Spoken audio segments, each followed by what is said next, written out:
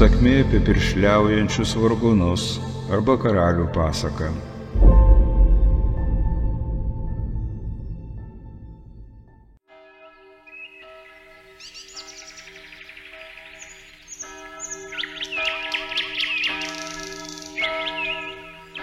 Seniai, daugiau kaip prieš 100 metų, Liškiavos bažnyčios vargonams iškilmingai gaudžiant, karalius Konstantinas vedė tamsiaplaukę gražuolę vardu Adelė.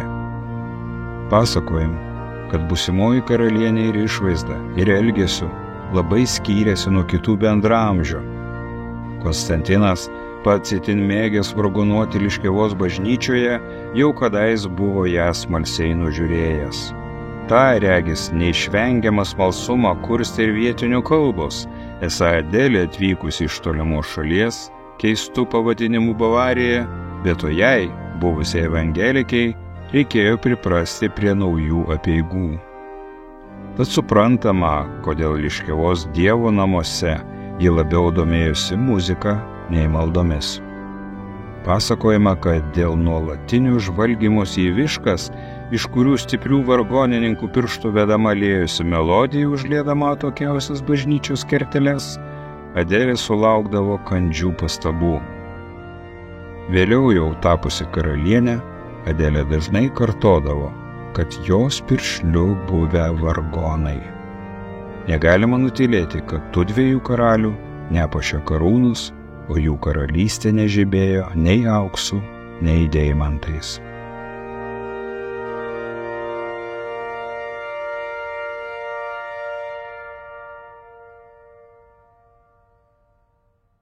Taigi karalius Konstantinas, gimęs Guobinių dvare, vėliau viso pasaulio karalystėse buvo minimas ne dėl garsių karo žygių ir šurmulingų puotų, bet dėl įpėdinio, princo, garsiausio to šalies muziko ir tapytojo, kurio tėvų jam dievas skyrė tapti.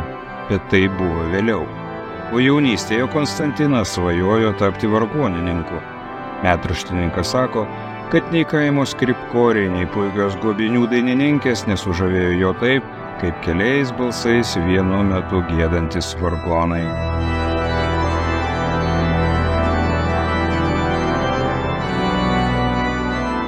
Prisimenama, kad būsimą karalių vargonuoti mokė lėtas, storas, senas burtininkas, labai didelė raudona nosimi. Jis kalbėjęs ne možikų lietuvių, bet dvarininkų ir miestelėnų vartota lenkų kalba. Dar metraštininko pastebėta, kad jaunasis Konstantinas palyginti gerai mokėjo lenkų ir rusų kalbas, turėjo kaligrafiškai taisyklingą braižą.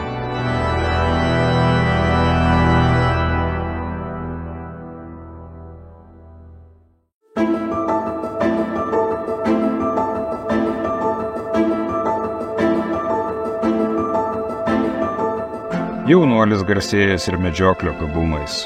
Pasakojama, kad iš tiesų Konstantiną džiugino ne žvėrių medžiojamas ir namo parnešti laimikiai.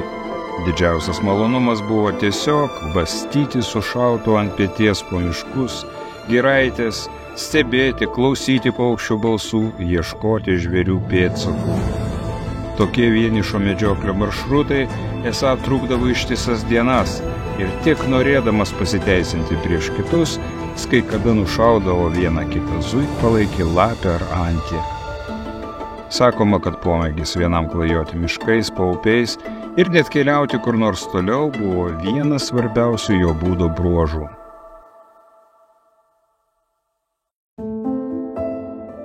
Vedęs Adelę, pamėgtąją bastūno lazdą karalius atsainiai pastatė ją tokesnį kampą, į rankas paėmęs sodininko žirklės ir kastuvą. Pasakojama, kad išgardino atsivežęs jaunų medelių užveisęs puikų sodą. Su didelė meile, rūpestingais prižiūrėdavęs medelius, juos apkaupdavęs, apvalydavęs nuo visokių kenkėjų, už žiemą priešdavęs šiaudais.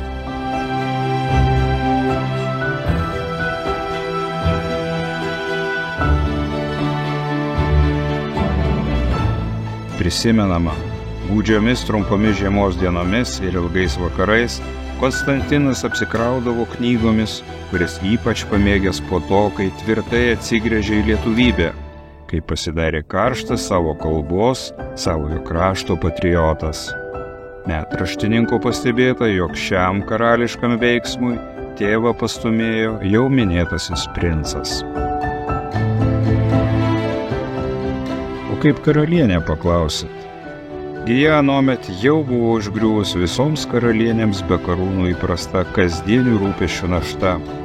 Jų pirmagimio, muzikos ir dailės princo Mikalojaus Konstantino prisiminimuose karalienė Adelė minima kaip geriausia pasaulyje motutė, rūpestinga, visuomet skubanti, visada darbais apsikrovusi, bet su šypsena ir nepaprastai didelė meilė, šildančia, guodžiančia visą aplinką. Nepaisant visų tamsių šešėlių gyvenime, motutė dvariškių žavėjo sąmojų, o visus vaikus mokė įkvėpti taikiam sugyvenimui. Metraščiuose minima, kad aplinkiniai didžiai stebėjusi karališkų Adelės santūrumu ir taktu, už tai ji buvo visų labai gerbiama. Galima tik spėti, kad būtent šios dvasios stiprybės padėjo tuomet, kai jauną šeimą dar vedybų aušroje užgriuvo rūsčios dienos.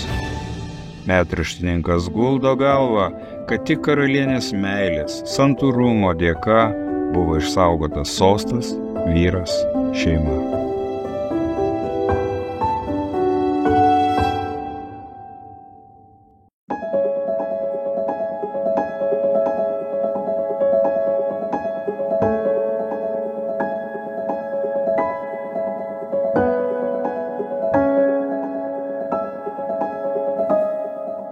Kasgi nutiko, paklausė.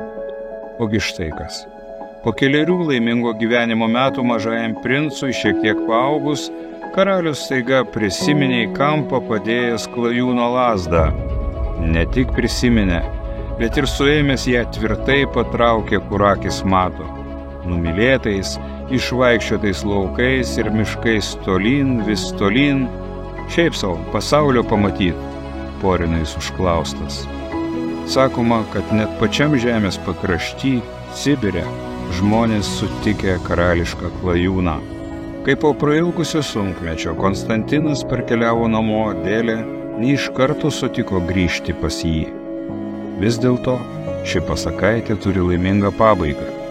Dėl nepaprasto karalienės atlaidumo ir gerumo juodu iš naujo pradėjo kurti laimės žiedinį.